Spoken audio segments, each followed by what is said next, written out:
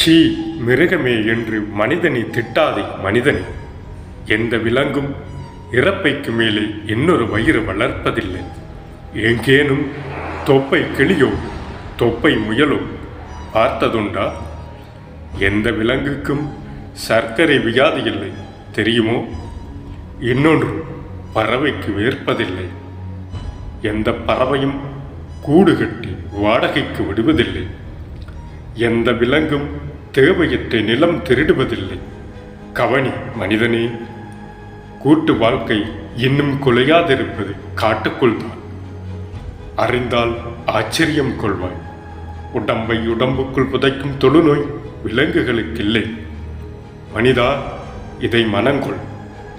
கற்ப வாசனை கண்டு கொண்டால் காலை பசுவை சேர்வதில்லை. ஒருவனுக்கொருத்தி உனக்கு வார்த்தை, புறாவுக்கு வாழ்க்கை. எந்த புறாவும் தன் ஜோடியன்றி பிற ஜோடி தொடுவதில்லை.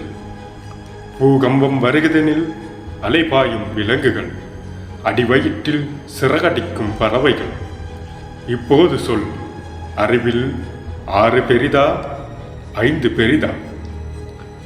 மரணம் நிஜம், மரணம் வாழ்வின் பரிசு.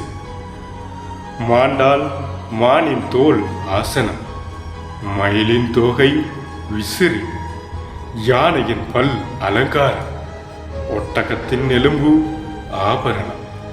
நீ மாண்டால் சிலரை நெருப்பை நிராகரிக்கும் என்பதால் தானே புதைக்கவே பழகினோம்.